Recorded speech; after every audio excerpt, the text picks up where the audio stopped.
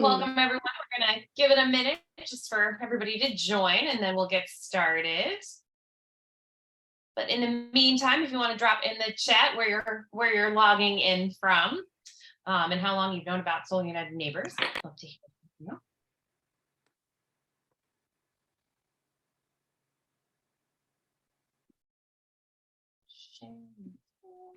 All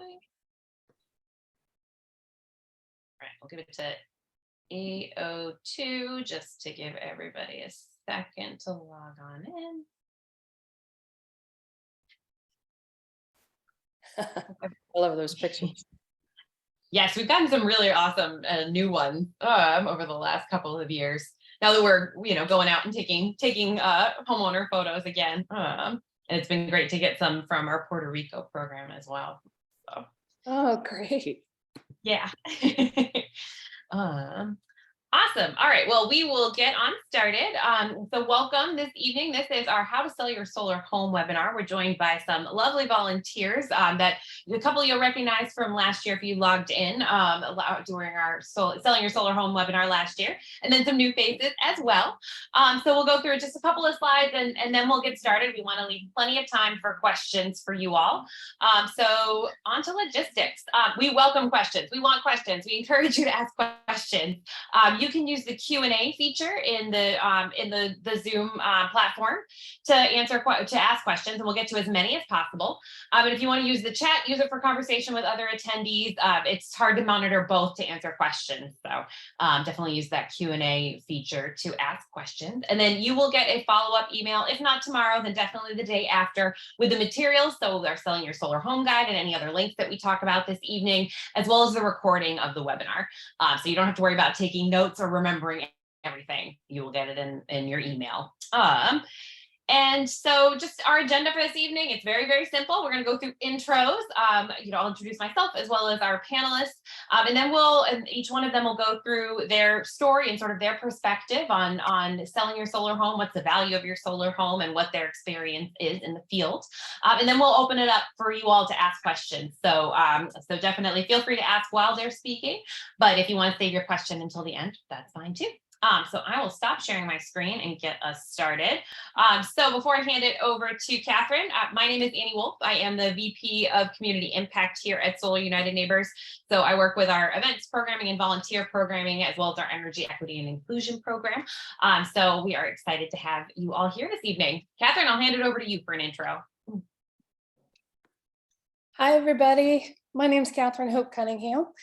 I am a realtor and solar consultant here in Columbus, Ohio, sunny Columbus, Ohio. I apologize. I only have about half a voice tonight. I have COVID right now, and I'm going to stay kind of off screen if you don't mind. The picture is prettier than the real thing. I promise you that. It's been mercifully mild, and I'm just glad to be able to be here. So thrilled to be joined by another solar realtor and a solar homeowner. And I am going to keep my comments tonight brief, and my voice just won't last that long. But I do have some nuggets of wisdom I do want to share, and I'm always happy to answer questions. So I want to point you to, first thing I want to do is point you to a resource that I want you to be able to call upon over and over again. And that is called the NAR Sustainability Report. That's the NAR Sustainability Report, which stands for the National Association of Realtors Association, their sustainability report. Which they put out once a year in late spring. It's usually around Earth Day, but I don't think it necessarily is on the same day or even week as Earth Day.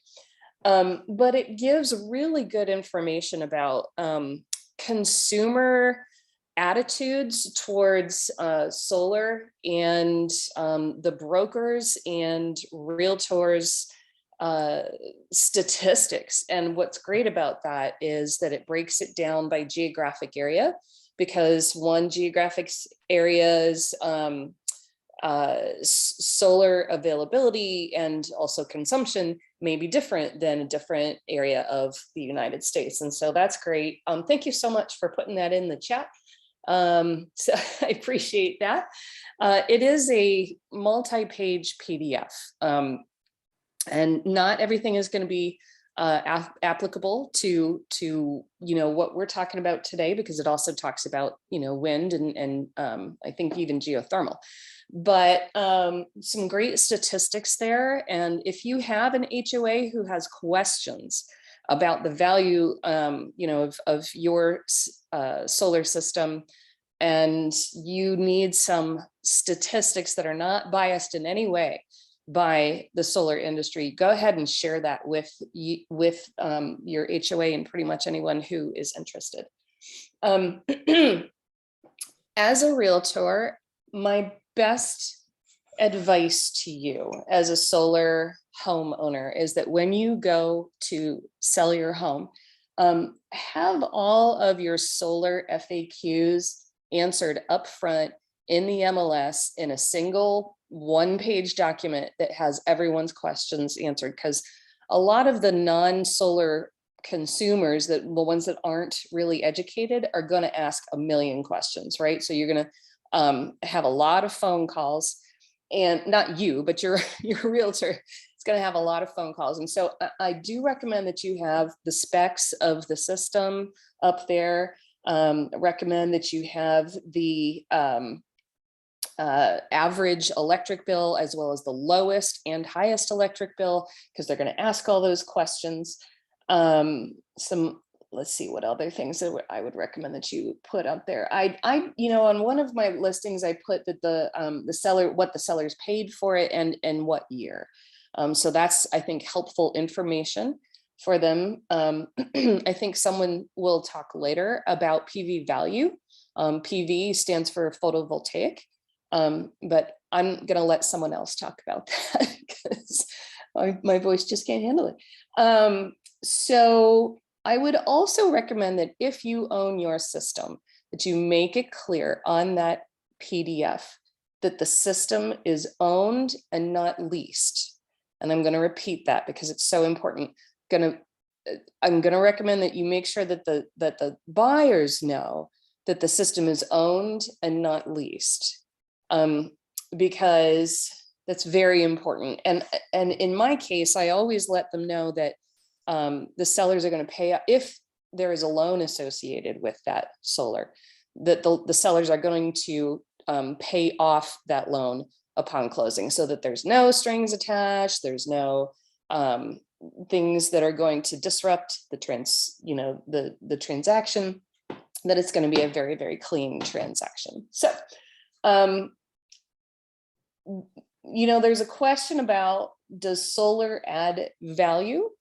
We're going to probably talk a little bit about that tonight. And I want to tell you two stories. One is a story of incredible success, and the other is a story of caution.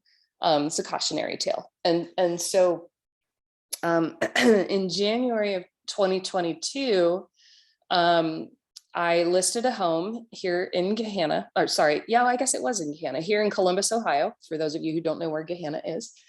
And January, what a terrible time to list a solar home, right? Worst possible time of the year. It's winter, it's cold, it's icy, right?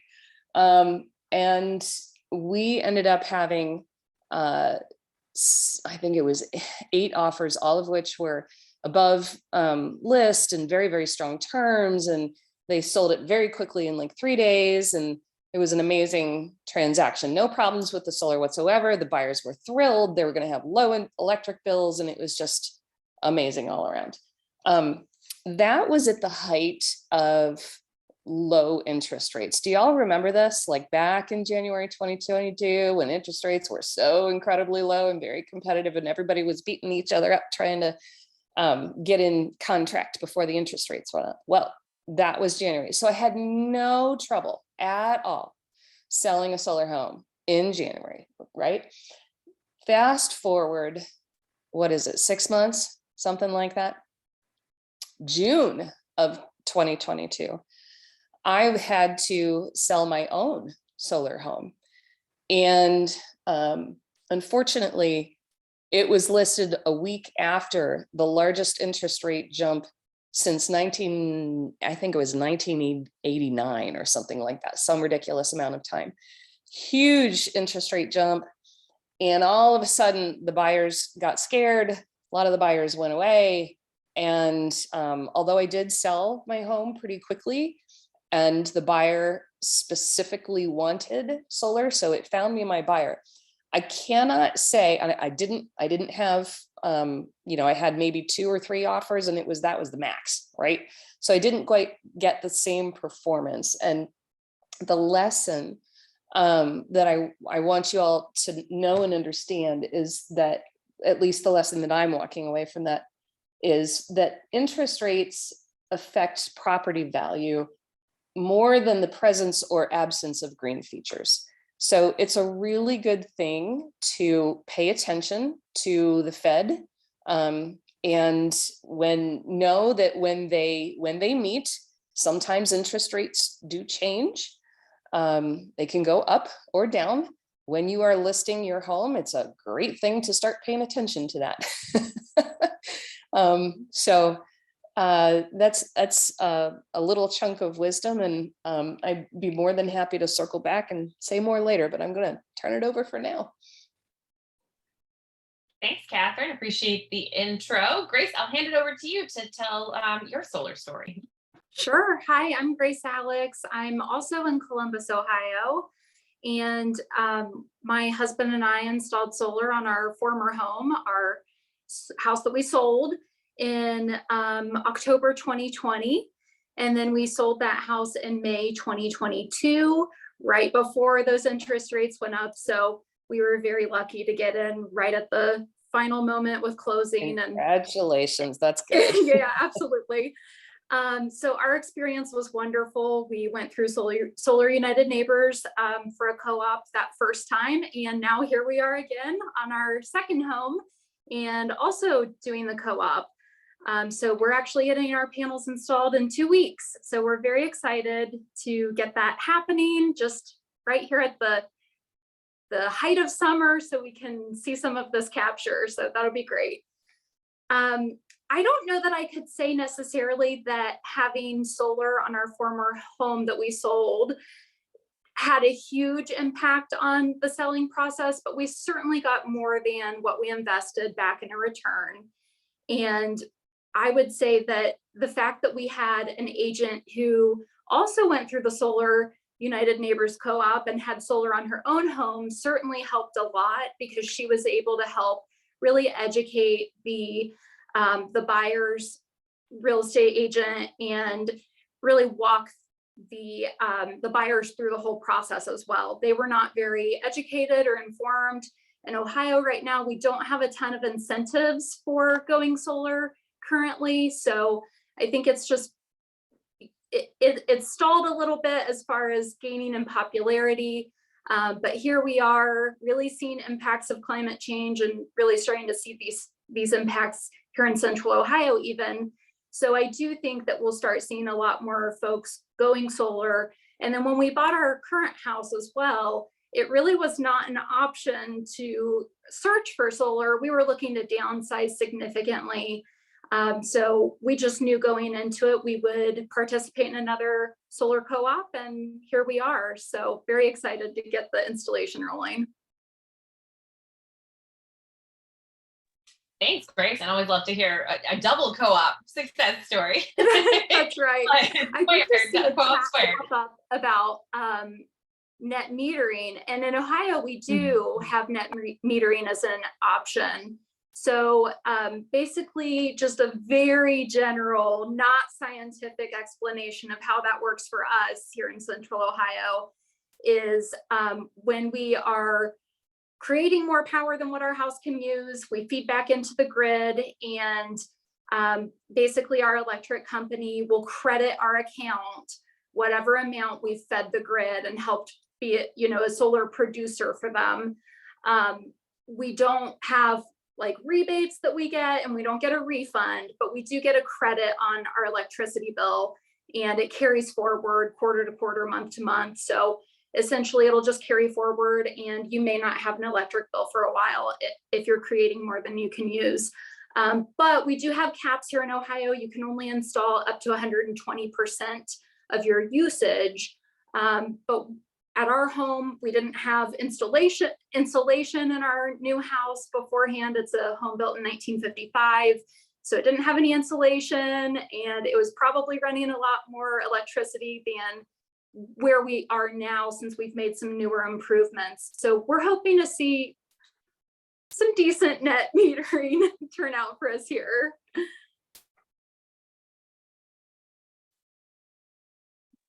Thanks for grabbing that question. Appreciate Sure. it. Awesome. And definitely keep the questions coming. There's some good ones in here.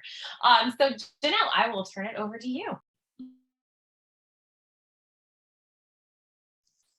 Unmute. There we go. Hello, everyone. I am in Fort Collins, Colorado, and I am a realtor and educator out here. I also do a lot of renewable energy advising and consulting with a lot of my clients and home builders in the Northern Colorado area. I created, wrote, and teach the only CE course which is continuing education course for realtors in the state. So I travel around to different boards and brokerages, trying to teach as many people as I can about how to handle solar in your real estate transaction. I'm also, when Sun came to Colorado, I was an advisory member for the very first, well, I'm still an advisory member, but we did the very first co-op up here in Fort Collins in the state of Colorado because the city offered a really great grant to get us started. And we got to sit on my back patio doing the very first analysis of all of the RFPs. So it was really fun to be part of that for the first one in the state. And I think we're up at number 11 or 12 now after 2019. So it's been pretty amazing, and it's definitely caught on like wildfire. And it's amazing because it has definitely propelled the number of homes that have solar in the state. So 2013, 2014, we were really starting to see a little bit of an uptick in the number of homes in the market that had it. And now, after Solar United Neighbors is in the state, plus a lot of our utility companies have really good net metering rates and programs, as well as time of day rates, which changes your usage and how you sort of plan to put the solar on your home, where it used to be more east facing because we would get afternoon thunderstorms. The time of day has created that to be more west facing because you're wanting to take advantage of selling back at that quadruple rate. And so with all of that, and because our utility companies are in the northern area, almost all co-ops themselves. So we have nonprofit utility companies, which is unheard of and a complete unicorn, amazing rainbow story for here. So it really is the perfect climate and situation to have solar. So it's pretty big now. We went from probably in 2016, 17 to having less than 1% of homes have solar to now we're almost at 10%. So you're looking down a street and you're going to see 1 in 10 houses have solar. And that's just, it means that as an agent and a potential buyer and a potential seller, you're coming across it a lot. And the education that I found has really been the key to make sure that the whole transaction works, that you can get some value for it.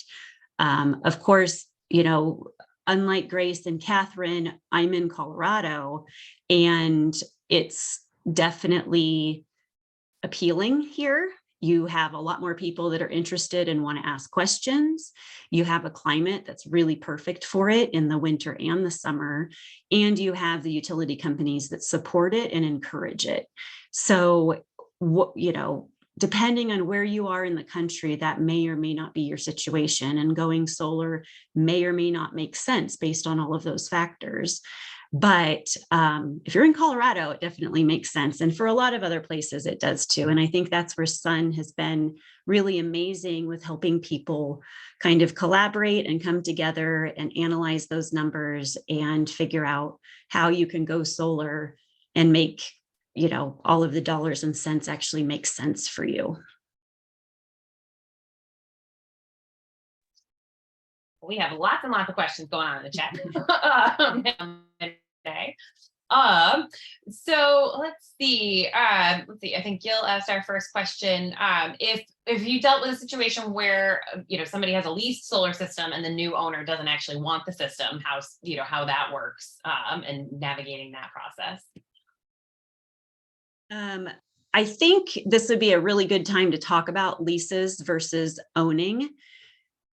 Solar United Neighbors, for the people that are tuning in, you've most likely been well educated on what makes the most sense for a residential property. And it makes 1,000,000 times more sense to own your system than to lease it.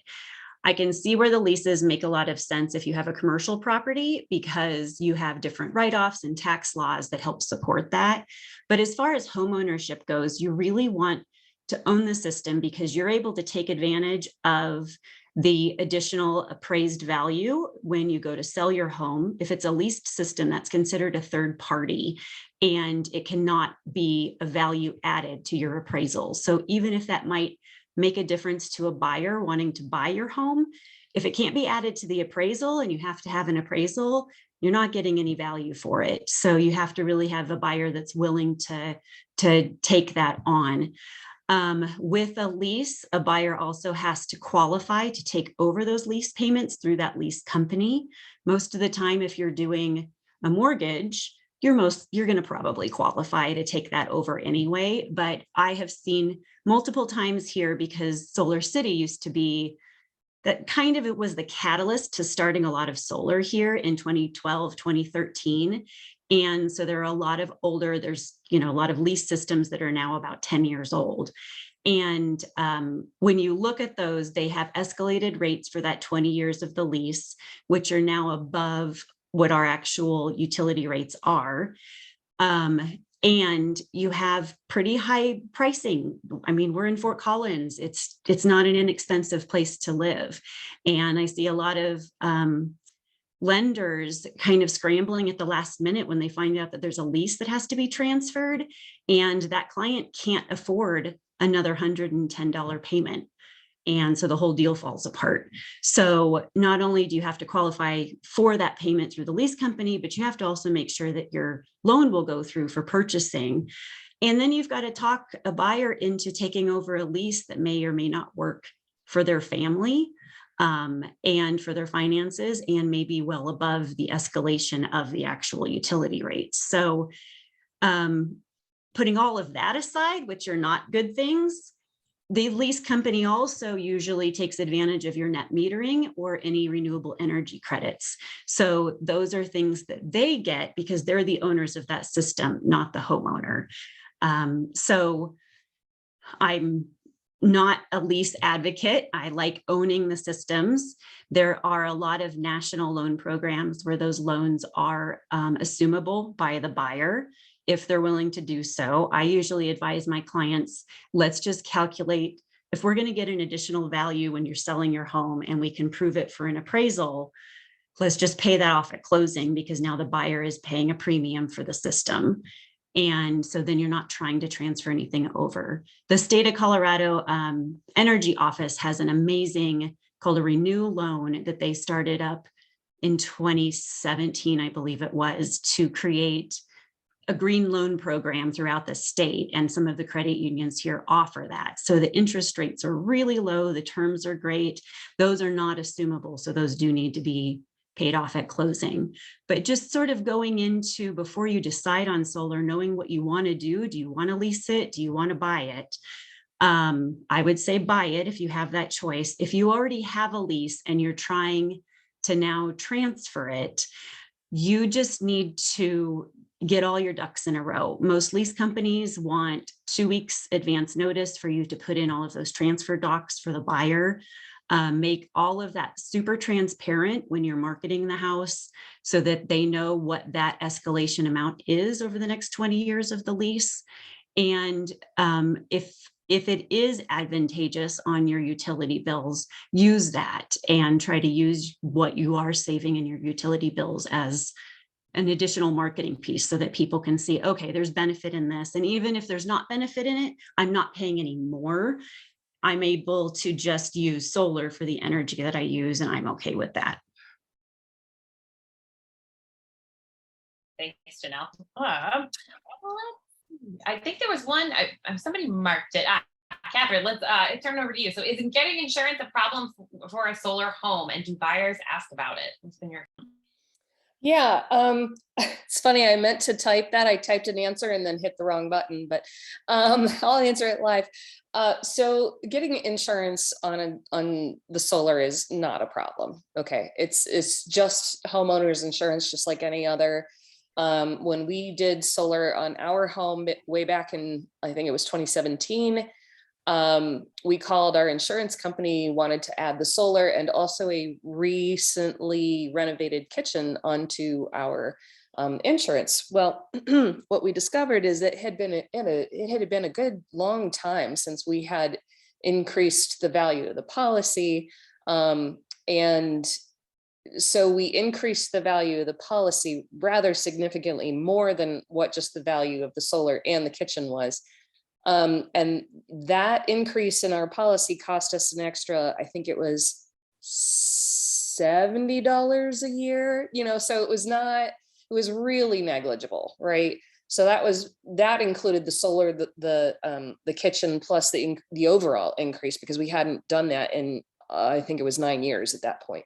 So, no, it's not hard to get insurance. Yes, it is very easy. Yes, it is very extremely manageably priced. So, super easy.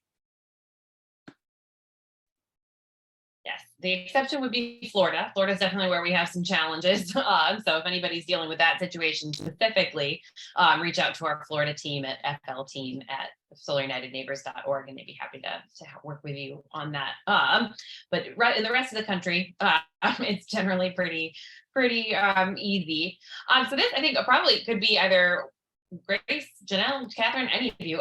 So what are some FAQs should a solar seller prepare for? This question is based in California, but I think the answers can be applicable everywhere.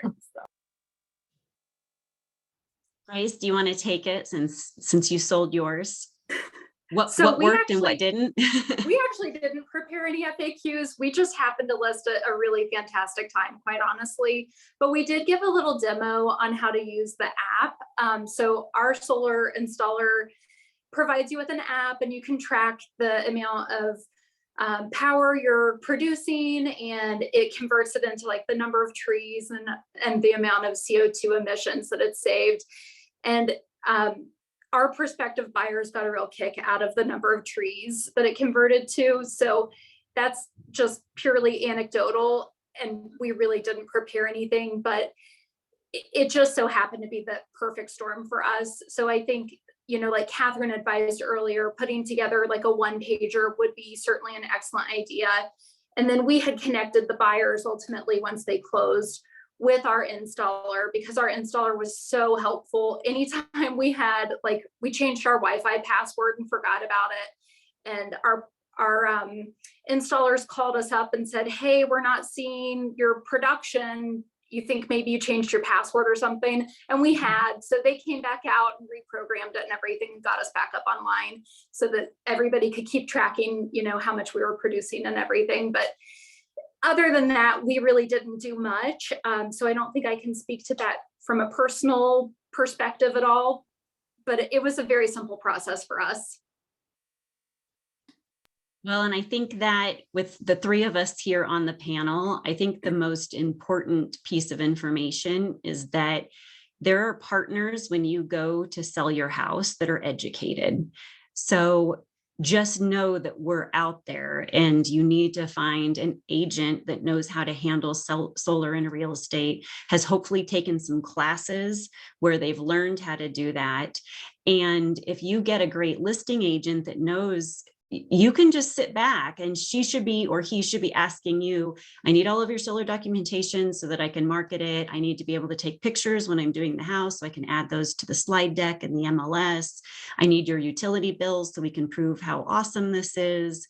We need to know whether there's still an existing loan so that I can do a new net sheet for you. And then we also have control over the appraisal process. And that's really the sticking point for a lot of this is, You market it well, you get a buyer that's willing to pay the premium, they know the value of the seller, and then you have the house appraised and there's nothing. And now you're fighting over that. So knowing that an educated agent can help advocate for that appraisal process too, because we control, this is what I teach in my classes. We have the lockbox code, so we can give it out or we cannot. And they have to call me for that, and I can vet their qualifications. So there's a process to that. I don't think we want to necessarily get into the weeds here with that part, but it's kind of just a couple of steps. Whenever somebody submits an offer, I call their lender. I say, have you ever asked for a specialized appraiser, because this house has solar, and so we need somebody that knows how to handle that and have hopefully been familiar with the valuation tools. And so then they can put out that request, and then hopefully an appraiser actually accepts it. Who knows what they're doing, but as soon as somebody accepts it, they call the listing agent to get access to the property, and that's where we can kind of control that access. It doesn't always work. We try, but it doesn't always work, because even in a state like this, it's amazing the number of people I'll have in my classes that say they've never gotten a value for solar when they've sold houses. And there's a lot of people in other counties in the state that say that have, and this has happened in the last year, they've told their clients to take the solar off before they try to sell their house because they're not going to be able to sell it. And this is in Colorado, where it makes a lot of sense. So there's so much misinformation and non-information out there that people don't know how to navigate this. And so knowing that if you do start with that listing agent that understands it, that's who, just like Grace was saying, that's who then you're relying on to educate every buyer and buyer's agent that comes through your door. And if the more information you provide and the easier you make it and the better you market it so that you show what value it does give, and take away all of those unknowns, lots and lots of buyers go, I don't want a bunch of holes in my roof. And these are non-issues. It's very rare that causes problems. And so just being able to answer all of those questions and know what those answers are makes everything so much smoother. And it makes a buyer that might just have fallen in love with your house just because of everything else about your house, not with just the solar, then they're not scared of the solar part and they keep moving forward. So that's really, for me, the biggest thing to try to put out there is that as consumers, it's our job to pick the partners we work with. And the more we ask for that education, the more the industry is going to step up and get the education. I love it. Thanks, Janelle. Actually, sort of along those lines, Peggy asked how you find a solar savvy realtor. And then we also have a question, if there's actual data compiled about costs and benefits for the average homeowner when it comes to solar. So it seems like the industry is like on the cusp of a lot of that. Yeah. And Catherine mentioning the, NAR sustainability report, it's showing that the National Association of Realtors is finally paying attention to a lot of sustainability, energy efficiency in homes, kind of what our entire national home stock looks like for now and for the future. But we're still really behind as an industry. And so it's pretty rare to find people that know how to do this. But NAR does have a program that's called the Green Designation. And you can find, they do a really good job of educating people on how to sell solar within that. It also talks about a lot of other energy efficiency, because most of the time, I know I have a whole house fan. I have upgraded all of my insulation. I've upgraded my windows. I have xeriscaping in my landscape. I have a Rockio water monitor on my landscape. People that go solar often do a lot of other things that should be adding some amazing, marketable items to their homes.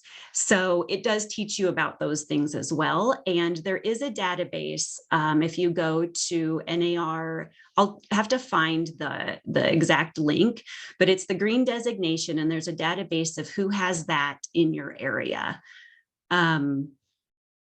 I would also just ask around. If you go to Solar United Neighbors. I bet you several of those, or go to some of the Facebook pages and find, just start asking around who had an agent that was awesome about this and knew what they were doing, and just start calling around. And then the biggest thing is just interview people.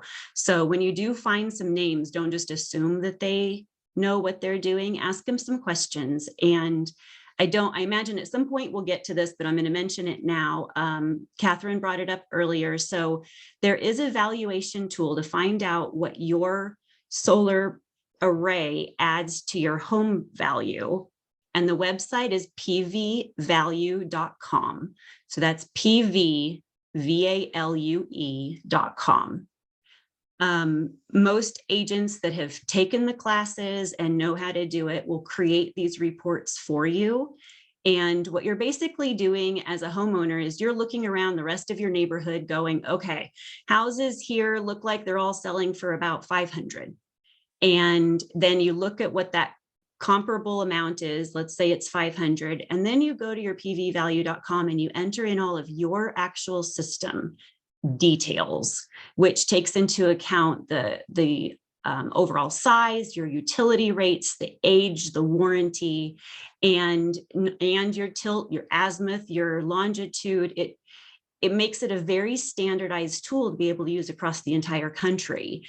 And then you get that contributory value, which is what we call it when you can add something on to your comparable value. And that's the premium you should be able to get when you're selling your house. And those are the numbers that you can provide to an appraiser to be able to add to that bottom line, which makes sure that your loan actually goes through and your buyer gets to buy your house. But so ask them, do they know about that? Do they know about marketing it? Do they know how to put together your utility bills and kind of show all of the benefits of having the system? And then do they know how to vet an appraiser if they're trying to get there? And this works in a lot of places in the country. It does not work everywhere. You might find that you're in an area where there isn't a single educated person there.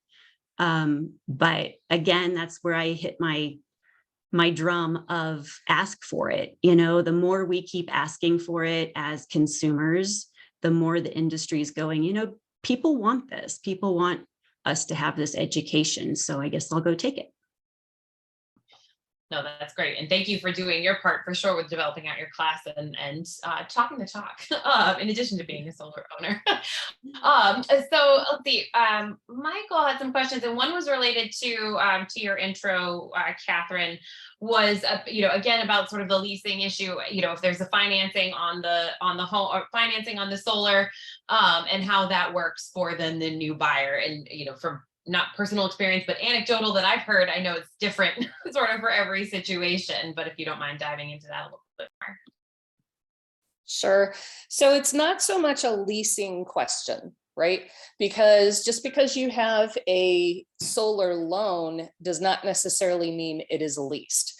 What it means is that you own a system that is financed. And if you have any balance remaining on that loan at the time of the sale, you can do one of two things. You can either pay it off with the proceeds of the home, or you can transfer the balance of that loan to the future buyer, which I highly, highly, highly recommend not doing. Don't do that. There are very few buyers that want that, extra responsibility. You are going to turn off buyers by asking future buyers to take over your loan. Okay.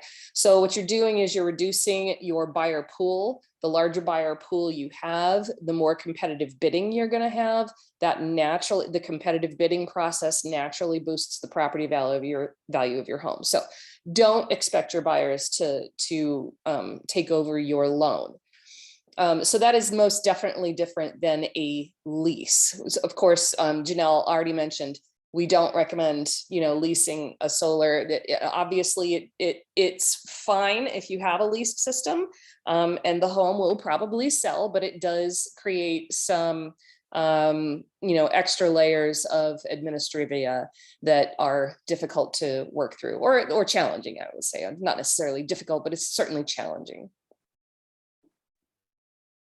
Thanks. Then how about batteries? Have you all had experience with, whether the batteries or, somebody's having somebody adds a battery, if that's adding value to their home, is that sort of a non-issue, especially, with net metering? How's that been? How's that been working?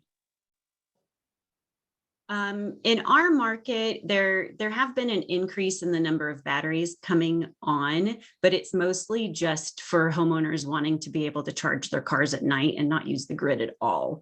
But with the way that we have such great net metering benefits and our time of day usage, it makes a lot more sense. I've an electric car in the garage. I'm selling back all of my sun production between 2 and 7 p.m. in the summer at 27 cents a kilowatt hour. And at night, I'm using it at 7. So I would rather sell back my excess during the day and then use that lower overnight rate to charge my car. If I were storing what was extra, I would be losing back on that net metering benefit. However, you go just a little bit. Fort Collins is on the Front Range, so we're about an hour north of Denver, but we are not in the mountains. We get good snow, but then it melts. All of our power lines are buried, so we don't have a lot of utility outages. But you just go up the hill into the Rocky Mountains a little bit, and you have a lot of people that need to have more off-grid capabilities for when systems go down. So I definitely see people just in the mountains right outside of town doing a lot more battery storage. And I've heard that in a lot, and maybe Grace and Catherine can talk about this in their markets too, a lot of other states where you don't have great net metering benefits, the battery storage makes a big difference because you can use that storage anytime and you're able to just collect what you produce and try to not be using it off the grid as much as you can. Yeah, absolutely ditto what Janelle said. I have an electric car that charges once a week at night as well. But again, I'm taking advantage of the net metering aspect in Ohio. We don't have very many power outages in central Ohio in general. So yeah, we didn't do batteries at our last place and we're not doing them here either. So, and yeah, batteries help a lot in areas where there are lots of power outages, right? So if you're in an area with a lot of power outages, or if you are in an all electric home and it is your only source of heat, and you happen to live in a place like Columbus where we, have pretty harsh winters, so batteries can be a thing. Do they add value? I'm just going to default to the answer I gave before, and that is interest rates rising and lowering have more to do with property value than the absence or presence of green features. And so, NAR sustainability report tells us that 63% of consumers do prefer energy efficient green features. That's not to say that it's in any given, if interest rates go up, a full % overnight, that you're going to get, dollar for dollar, everything back. So it really just is a variable question, or the answer is variable. So it's the same answer for batteries as it is with solar, I think. There's a question way back in the chat about the aesthetics of solar panels and whether or not things change if you can see the panels or they're, right in front, or they're a little bit more hidden. Grace, was that a conversation when you were looking at selling your home, or any, was your buyer or any other buyers commenting about how the panels look? So funny enough, on our old home, our, solar home we sold, you couldn't see the solar panels from the road or from the street at all. You could only see them from the back of the home, and the home had more than 3 acres behind. So you couldn't even see them. So I think, honestly, for me, I love when I drive down the street and see solar panels. I get really excited and I'm like, oh my gosh, a neighbor went solar, yay. Somebody came over to our side. But yeah, no, for us, it really wasn't a factor. But I can say, since you couldn't see the solar panels from the street or visibly, I wonder if maybe people driving by that saw the home for sale, just didn't know that was a factor, and maybe it did play into, I don't know, we'll never know with our homes that we sold, but yeah, they weren't visible, so it didn't really come up. Janelle, have you had that conversation with any of your clients? Yeah, I have. And it's funny because I have a lot of, pretty green friends too, that are like, well, if they just wouldn't be on the front of my house, I would do it. I wish my house didn't face south. And it does crack me up. I am not the person to ask if they are aesthetically pleasing or not, because I love them. And it just like what Grace was saying, I live on a bike path, and I walk out my bike path here, and it's a 2-mile loop, and there are now 17 that I can see on that loop. And it's like this personal win for me every time I see more coming on. And so I think they're great, but I know that there are people that just don't like it. I don't think I've ever heard anybody put solar on their house and not end up liking it afterwards. It's usually just the hump to get over of somebody that hasn't put solar on and then eventually does it. But I hear it, people do say, I wish they didn't look like that. And there's a couple of neighborhoods here that have done the Tesla shingles and some of the more integrated systems. We have a lot of hailstorms here, and regular panels hold up to the hailstorms incredibly well, amazingly well. And the shingles just don't, they're a little too flexible. And then it becomes kind of some insurance issues, because those roofs have to be removed and replaced, and they're a lot more expensive than just taking the panels down that aren't damaged and putting them back up. So those haven't really caught on much here. And I think now that they haven't caught on, people are okay again going with just the big regular 2x3 panels.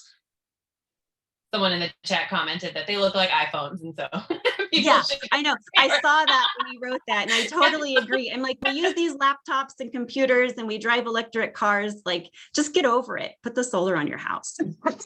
It's good. I mean, there are definitely, I think that, it really comes into play, I think, with historic houses and Right. HOAs, that's definitely where we see fights for sure. No question.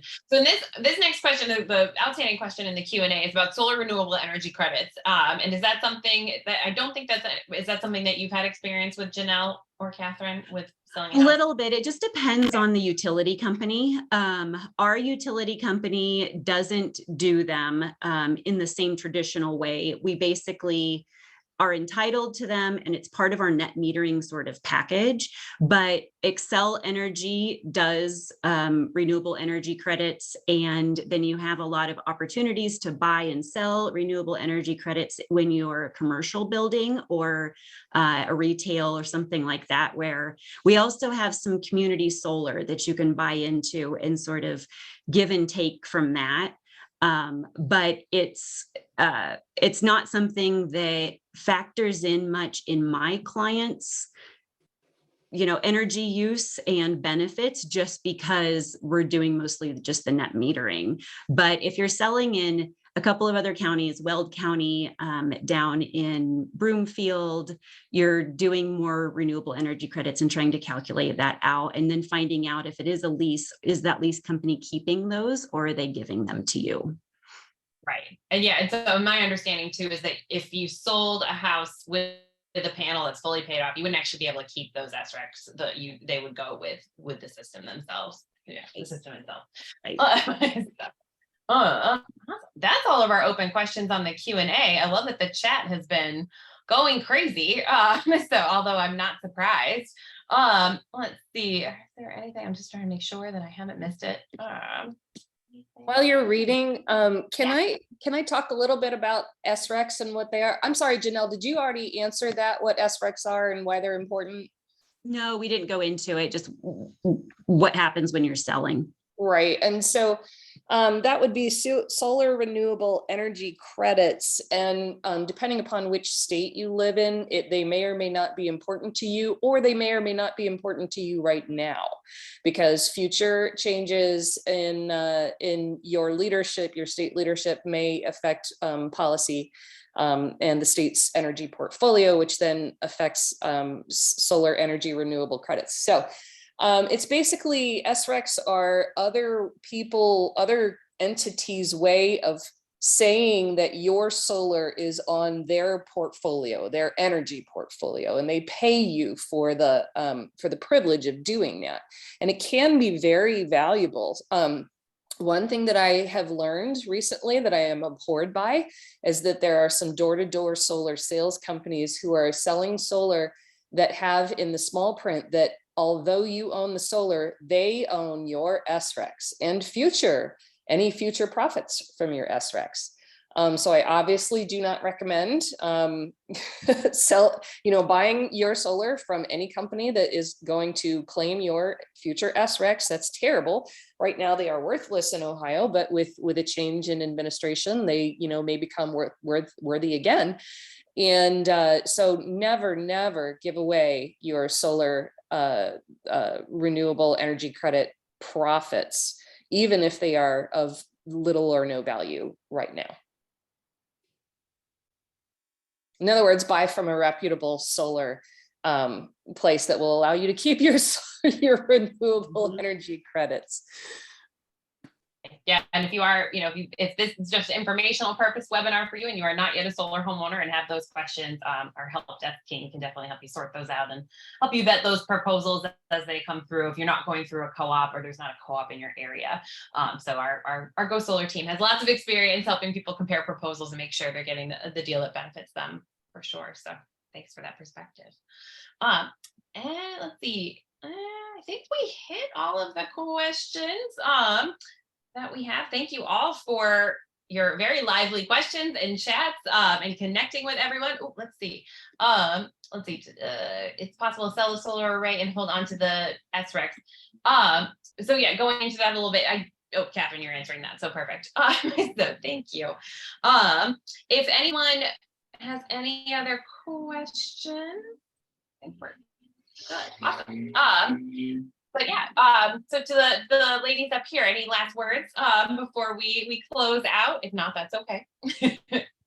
I could just say that I was seeing kind of a lot of chat comments about, everybody's different state laws, and that is the issue with solar. And I'm sure Solar United Neighbors has a lot of fun navigating that into each state that they're in. But in the state of Colorado, HOAs can no longer say no to solar panels on your roof. And it used to be that they could. So they could say, nope, not in our neighborhood. Now they can't say that. They are given limited options to discuss the aesthetics of how they appear. So, but it's very hard for them to win those arguments. Also in the state of Colorado, solar is not allowed to be taxed on your property taxes.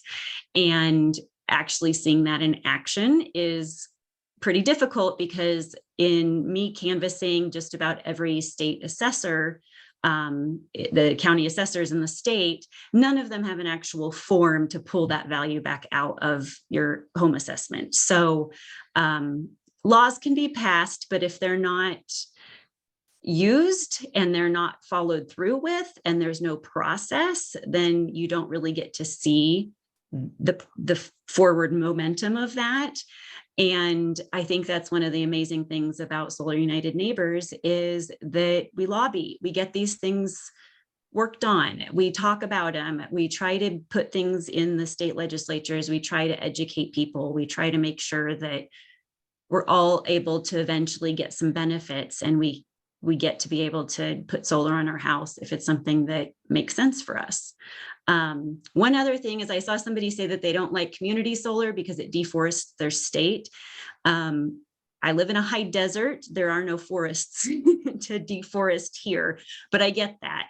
I think it depends on what your utility company is doing. Most of our community solar programs here are through our utility company because we have 100% renewable energy goal that we're working towards. And a lot of those community solar systems, or what the utility is trying to add kind of to our bank, are on tops of the university, on tops of the city buildings, on covered parking in Intel, HP, all of the tech companies that are here, and they want covered parking so that their cars don't get hailed on while they're at work. And we put solar panels on that whole car park. So they're definitely creative in other places to put the big arrays that can add to your entire grid. And it doesn't have to just be deforestation, but I get that. That wouldn't be my preference either. Thanks, Janelle. I appreciate that. Any other last thoughts before we close out this evening? Grace, do you want to say something before we're done? I think the only thing I could say is that it was a great experience the first time we went solar, so much so we're going solar a second time. So proof's in the pudding on that one. Definitely. We're excited to have you. I do want to add a level of higher clarification on an earlier question. Someone asked if it was important to choose a solar competent listing agent. I typed the answer to that question, but I typed so quickly, I want to add a little bit to that. And that is, if you can find a solar competent listing agent, certainly I would recommend it, right? They are going to, and there's many levels of solar competent, there's the people that have taken classes, there's the people, there are other people, like me that have, there's people like Janelle who have developed the classes, right? There's people like me who are solar consultants, and I actually design systems as well. So there's lots of different levels of knowledge out there, and you can probably find one. It's hard to find, and somebody did ask, how do you find them?